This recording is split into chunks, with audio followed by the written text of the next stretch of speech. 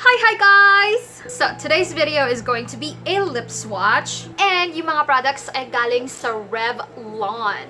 And this is what they sent us, yung Revlon Shoot the Moon collection.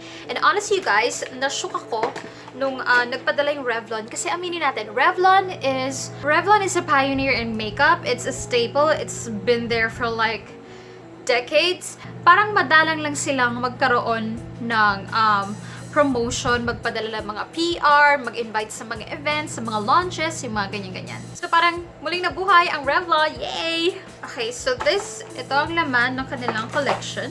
I don't think I have everything, lahat ng shades, lahat ng colors, pero madami-dami na rin to. So I have 2 liquid lipsticks. Hindi ko sure kung ito lang yung shade ng liquid lipstick nila. Baka hindi naman siguro. I have 5 lipsticks. Meron tayong contour, blush, and highlight palette. And then we also have 2 liquid eyeshadows, I believe. So unahin natin yung contour, blush, and highlight palette. Since wala pa akong contour, wala pa akong highlight and blush. So this is what it looks like inside. So this is the contour. This is the blush, but it's actually a shiny, shimmering blush. And ito yung supposed to be highlighter. Ooh! The shiny! Unahin natin yung ma-powdering contour. Oh! In fairness, it is pigmented as F. Pero hindi siya ganun ka Hindi siya ganun ka cool tone. It's pigmented naman. It's easy to blend, but I'm not a fan of the color kasi medyo may pagka reddish siya pag in-apply mo na. It's okay for bronzing. Alam mo yun, putting color all over your face, but not so much for contour. Alright, next naman is the blush.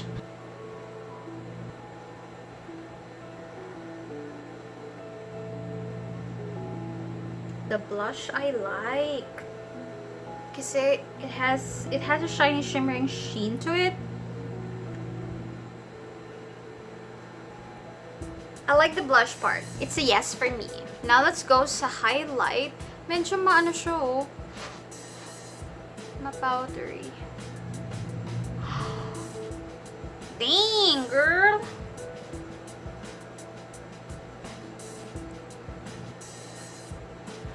I like.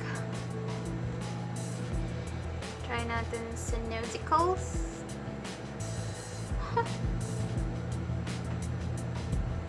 I like.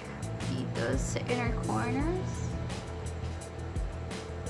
Yes, I like the highlight. I like this palette. I like the blush and the highlight. Not so much the contour. I'll try to find out the price of this. And then, sa description box ko sasabihin if it's worth it. Sana mura lang siya. Kasi ang ganda nung blush and highlight. Let's proceed na sa lip swatch. Ayoko munang galawin yung eyeshadows because I want to finish all the lipsticks muna and the liquid lipstick. But before we proceed, by the way guys, don't forget to visit sofiel.com.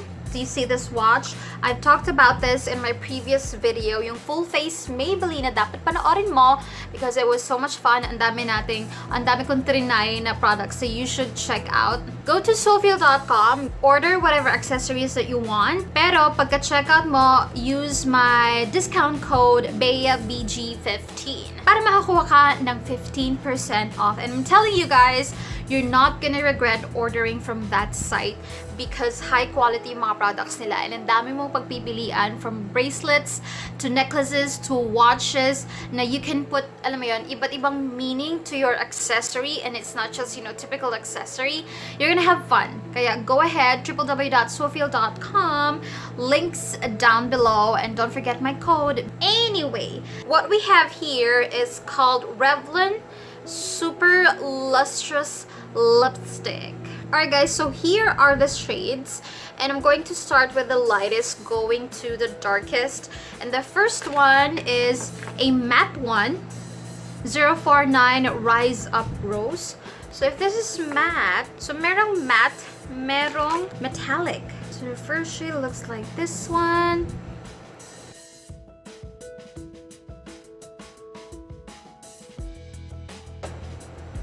Oh my god, I love this.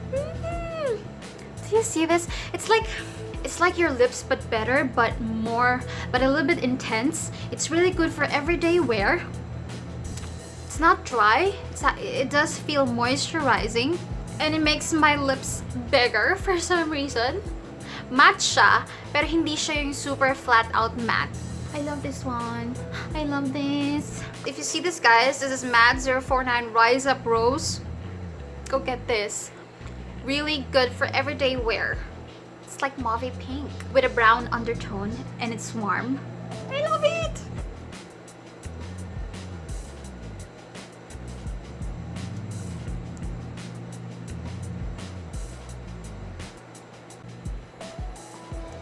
Next matte color is 060 Stardust. This is great. Okay.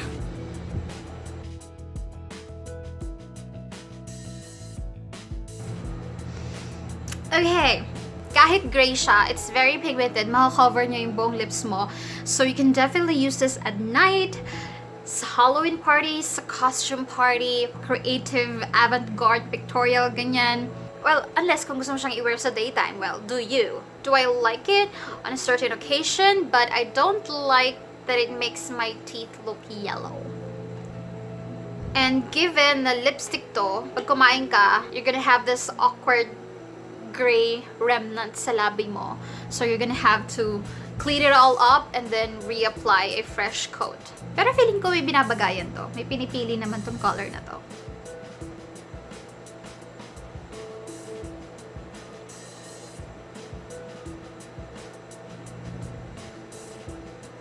Our next color sa matte collection is 058 Dark Night Queen.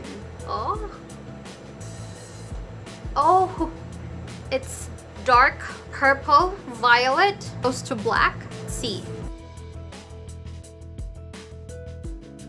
Oh my god! Naniniwala ako, guys, na one layer of this, one swipe of this, makikita mo yung purple, deep purple violet na color niya. But kapag dinoble mo and triniple mo, it's gonna be close to a little bit black. Although meron pa rin naman siyang hint ng purple violet, ganyan-ganyan. But this is definitely for nighttime. And, you know, for some special occasion. Pero kailangan mo ng lip liner for this. Kasi magalaw yung color na to. Lalo na sa edges. Kapag ka-pinks and nudes kasi, madali mong dayain eh. Kasi, alam mo yun, madali siyang i-blend sa skin tone mo. Pero pag ganito ka-dark, you definitely need a lip liner to apply all over your lips. Kasi pag mga ganitong dark, parang hindi advisable na lipstick yung gamitin mo. Dapat liquid lipstick na, alam mo yun, kiss-proof and all that. Para hindi talaga magalaw ng bonggang-bongga. But for this color, I like it. Yeah, it's okay. So this is 058 Dark Night Queen.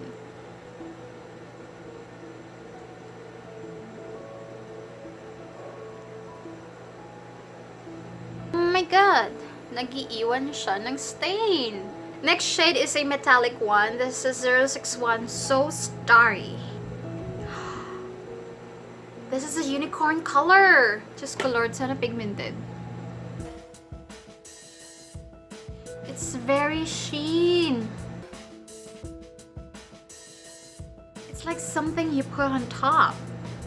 Parang you use a liquid lipstick that's gonna turn into dry, and then you put this on top to add oomphness, to add funkiness. It's actually very sheen, oh. Para siyang highlighter, pero sa labi. But I actually like it. Hindi nga na siya pang daytime, I don't think. You're gonna look crazy if you're gonna wear this to daytime because they're gonna ask you, saan ang party ne? I like it, kahit medyo sheer lang siya, I like it. Para ka lang naglagay ng lip gloss, kaya lang, gumagalaw yung kanyang glitter. So this is So Starry.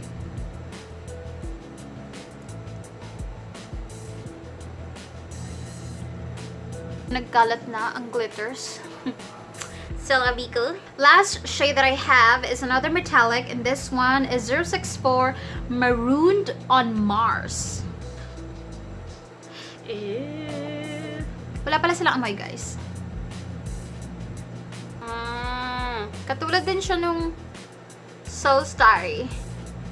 It's very sheer, but this one is better. Ito baka pwede mo pang magamit sa daytime. Pero alam mo yun, lighter application. Medyo kinapalan ko lang. So we can see the full pack color. Ito pwede to sa daytime. Mukha lang siya naglagay ka ng lip gloss or something. But you like this one.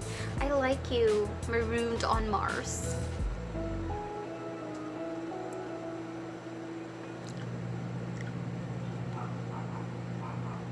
So that's it for the lipsticks. Now let's proceed to liquid lipsticks. Dalawa lang naman siya. Two crazy colors. Crazy and intense. So this is what you call Revlon Superlustrous Lip Lacquer. Okay, unahin natin to. This one is in the shade 108 Cosmic Queen. Oh, it's actually a brush tip.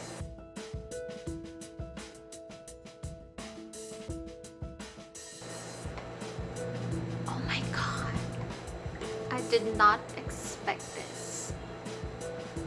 This is like a very pigmented lip gloss. It has a little bit of tackiness to it, pero hindi naman to transfer kapag gumagano ka. Hindi naman siya nagbabudge sobra. It's like you have a liquid lipstick, although hindi kiss-proof, and lip gloss, and then para siyang holographic.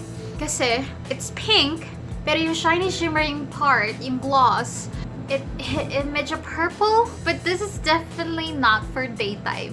This is for nighttime. This is for party. This is for Halloween. This is for holiday season, but definitely not for daytime. It's like a Barbie girl's dream. I didn't expect to like it because it looks crazy, pero I like it.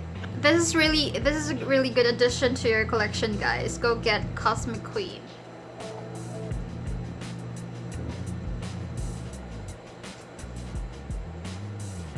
Alright, next color is in the shade Neptune Blue. So, parang magkahiwala yung blue and itong isang shade na to. Tama ba yun? Or I'm supposed to mix this? In fairness sa applicator niya, it's actually easy to use kung sanay ka sa brush applicator.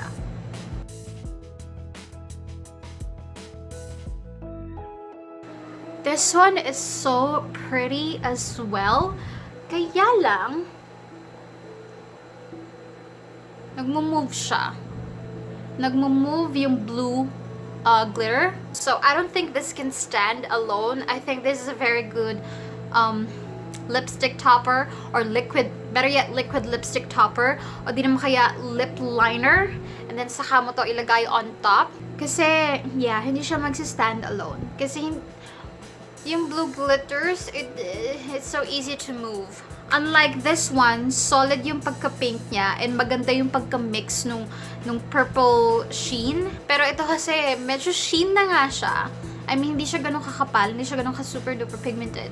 Gumagalaw pa yung blue specks, yung blue glitters. So this is Neptune Blue.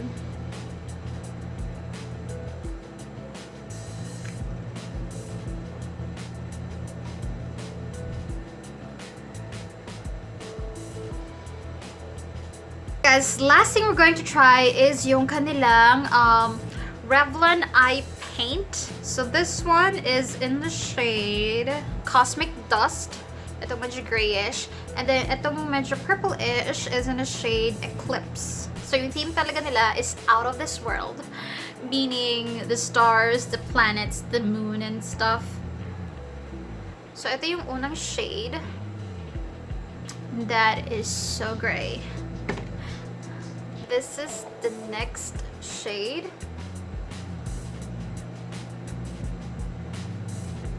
It's purpley. Total, nandito na tayo. Napasubo na tayo. Eh di, dire-diretsuhin na natin. Unahin natin si Cosmic Dust. I have a flat brush, which is perfect sa mga cream products.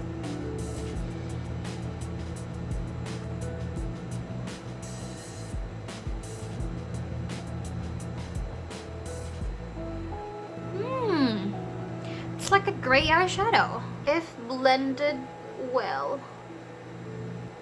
not bad.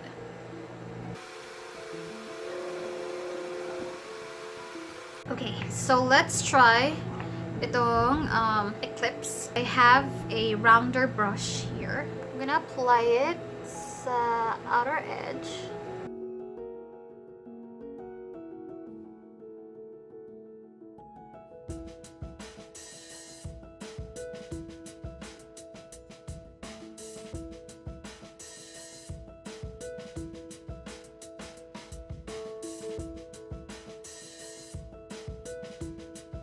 Alright guys, so this is the best I can do.